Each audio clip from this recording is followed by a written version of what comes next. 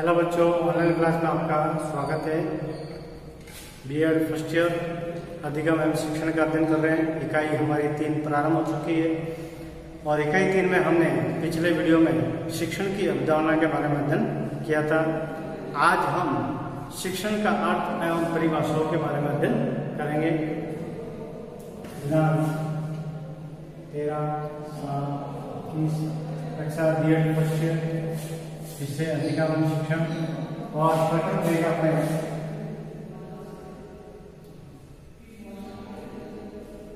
शिक्षण का अर्थ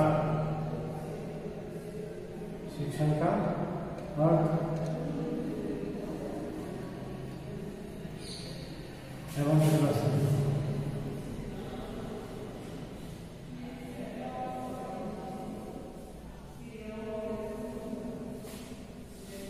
शिक्षण का अर्थ क्या है और शिक्षण की क्या परिभाषाएं हैं, उसके बारे में अध्ययन करेंगे। देखो, शिक्षण का अर्थ जानने से पहले या परिभाषाएं जानने से पहले मैंने कुछ बोर्ड पे लिखा हुआ है, उसके बारे में पहले जान लेते हैं कि शिक्षक एवं शिक्षार्थियों के मध्य, क्योंकि शिक्षक ही शिक्षार्थियों को ज्ञान देता है, इसलिए हम यहाँ पे 2 व्यक्तियों की ही बात करेंगे। शिक्षक एवं शिक्षार्थियों के मध्य कक्षागत यानी कक्षाओं में परिस्थितियों की एक ऐसी अंतर्क्रिया है।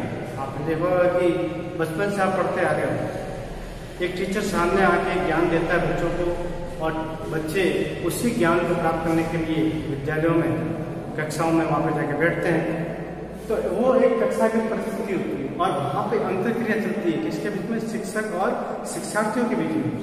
तो जिसके द्वारा शिक्षक अपने ज्ञान मतलब शिक्षक अपने किसी विषय वस्तु के बारे में मतलब उसके ज्ञान रखता है, गहन अध्ययन रखता है, बहुत सारा मतलब कि उस विषय वस्तु के बारे में जानता है तथा संप्रेक्षण कुशलता यानी उसकी संप्रेक्षण कुशलता यानी जो आप वो टेक्निक यूज कर रहा है पढ़ाने की, जो समझाने की टेक्निक यूज कर रहा है, उसको बोलते हैं संप्रेक्षण कुशलता यानी अच्छे से पेश करना के आधार पर संबंधित विषय वस्तु को यानी जो भी विषय पढ़ा रहा है उस विषय वस्तु को अपने विद्यार्थियों को आत्मसात यानी वो ज्ञान जो खुद जान रहा है वो पूरा ज्ञान अगर बच्चों को ट्रांसफर कर रहा है यानी आत्मसात कर रहा है, तो उसी को हम क्या कहते हैं, शिक्षण कहते हैं।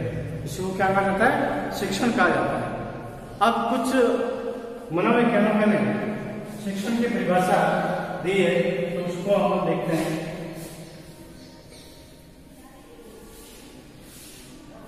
शिक्षण की परिभाषा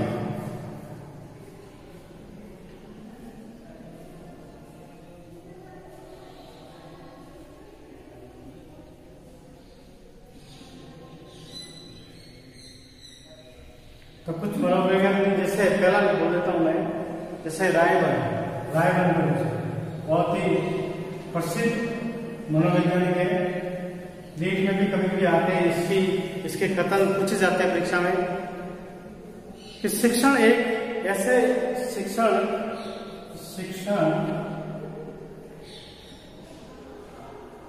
एक ऐसे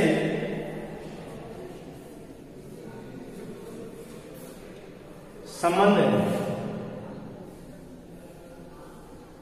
है जो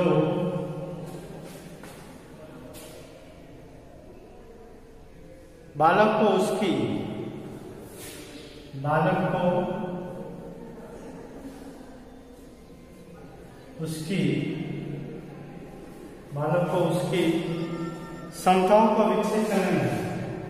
क्षमताओं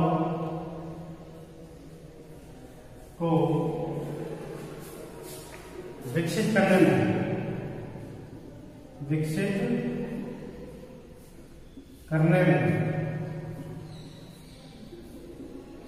में उसकी सहायता करती है,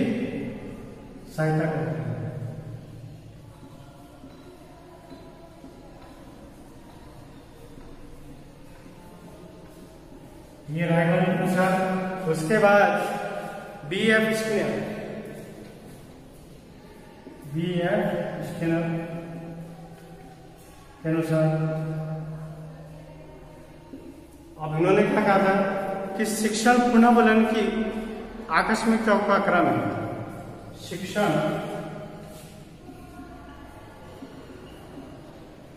पुनर्बलन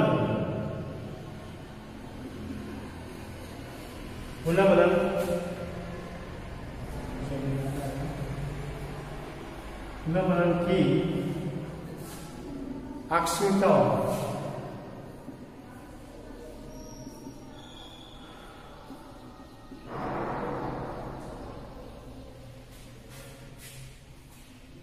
का क्रम का इसी तरह से आगे अपने ओ स्मिथ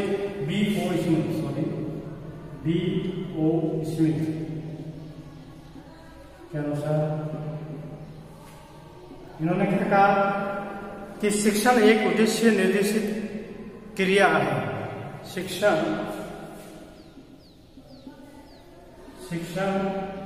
एक उद्देश्य निर्देशित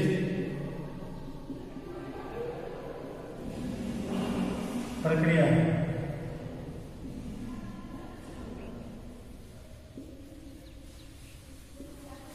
ठीक है। अब इसी तरह से एक और है शिक्षण अधिगम। ठीक है। बी और स्मिथ ने एक और जगह बताया, एक जगह दो परिभाषा दी उन्होंने एक जगह और लिखा है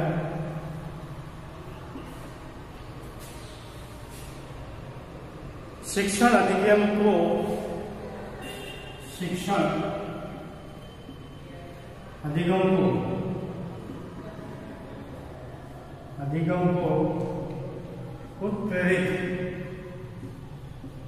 उत्प्रेरित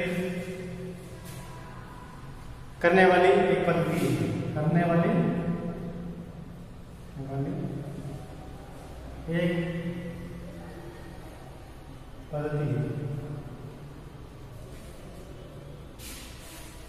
ठीक है। अब ये तो थी परिभाषा अलग अलग वैज्ञानिक मनोविज्ञान अलग अलग प्रकार से दी। अब इस परिभाषाओं, इन सभी परिभाषाओं से क्या निष्कर्ष निकलता है वो देख लेते हैं। मिटा देता है बोर्ड क्या छोटा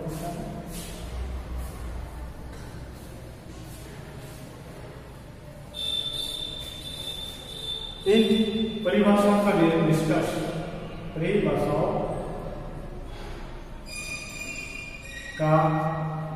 निष्कर्ष, जैसे पहला है कि शिक्षण शिक्षा के क्षेत्र में उद्देश्य प्राप्ति का साधन है।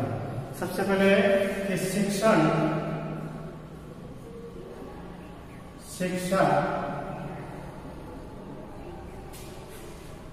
के क्षेत्र में उद्देश्य प्राप्ति का एक साधन है। ठीक है। दूसरा है शिक्षण सीखने तथा सिखाने वाले के मध्य द्विध्रुवीय उपागम है। शिक्षण सीखने तथा सिखाने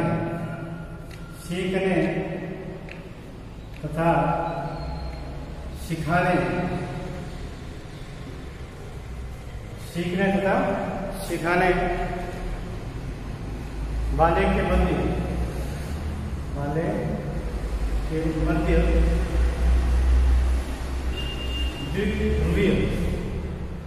द्विध्रुवीय उपागम, मतलब दो जन के, एक तो शिक्षक और शिक्षार्थियों के दोनों के बीच में ये प्रक्रिया चलती है, इसलिए इसको द्विध्रुवीय उपागम कहा जाता है। उसके बाद में तीसरा है शिक्षण और अधिगम दोनों ही अंतर संबंधित है। तीसरा है शिक्षण एवं अधिगम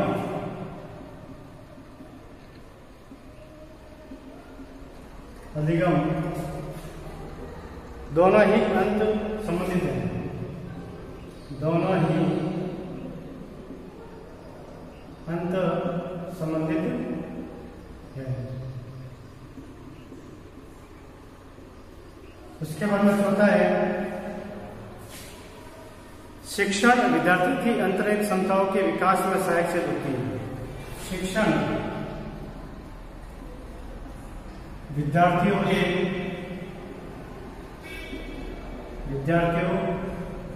के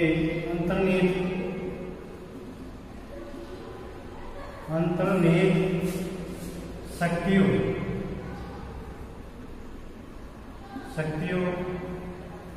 के विकास में सहायक होती है।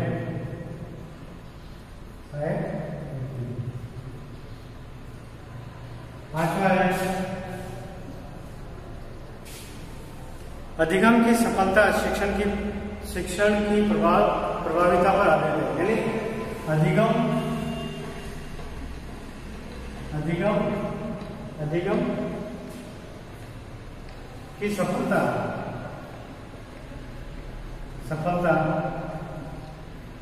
शिक्षण पर निर्भर है। शिक्षण की प्रभाविता पर निर्भर है। यानी जैसा आपका शिक्षण होगा वैसा ही अधिगम होगा। अगर शिक्षण में कमजोरी है तो फिर आपके अधिगम में भी कमजोरी होगी। शिक्षण विषय वस्तु आधारित ज्ञान का अंतःकरण है। शिक्षण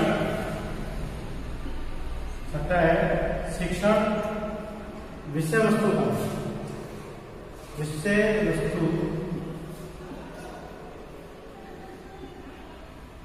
आधारित